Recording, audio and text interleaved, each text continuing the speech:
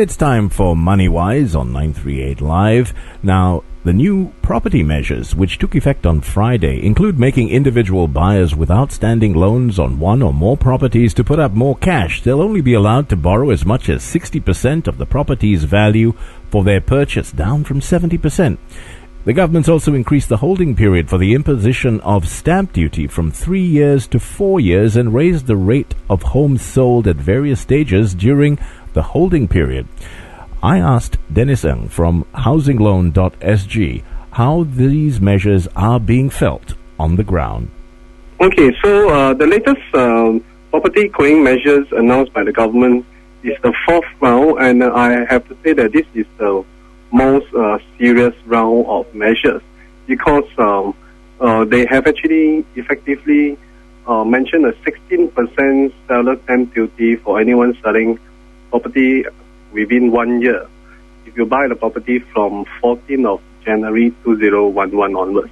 So effectively that will actually eliminate any possibility of anyone making profits by buying and selling a property within 1 year. So it will actually in a way eliminate all the speculative activity from the property market, especially a short-term speculative activity.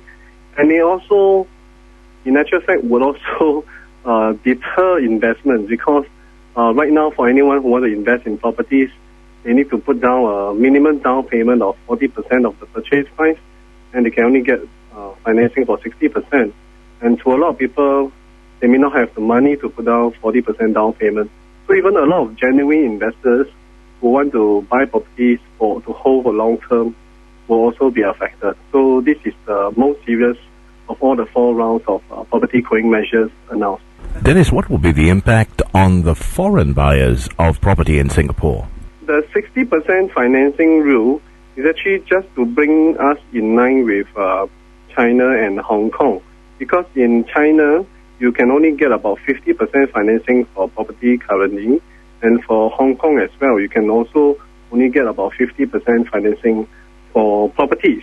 In Singapore, previously you can get up to 70% property financing, which is why I think the government is worried that all this hot money, they have no place to go since China and Hong Kong is not so attractive in terms of financing. All the money might be diverted to Singapore property market. And this is, I think, part of the reason why the government announced this 60% financing rule. And also for companies buying properties, it will only be 50% financing, just very similar to Hong Kong and China. Dennis, will this at all hurt people, investors or otherwise, who basically have the holding power and the money? Yes, this is also going to affect. Like I mentioned to you, many investors, especially if they are middle class, from the middle class, they may not have enough money to put down up to 40% of the down payment. Because if they buy a 1 million property, they may have 200,000 savings, but for them to have 400,000 savings or more in order to qualify for the 60% financing, they may not have enough money. So I think a lot of all these middle class investors would also be barred from the market. They would probably have to postpone their investment decision for a few years, because for some people to save an additional 100,000 might take them a few years. Okay, how is this going to affect the resale HDB market, if at all, Dennis?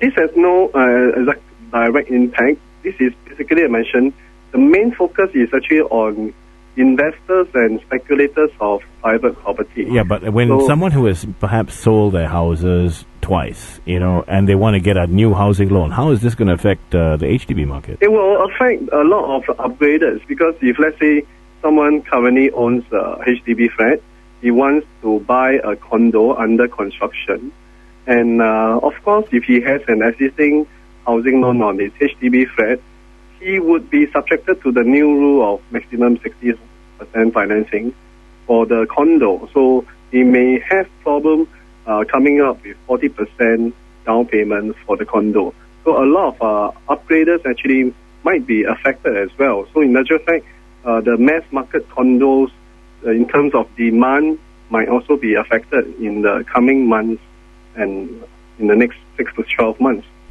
That was Dennis Ng from housingloansg.com talking about the latest property cooling measures in Singapore.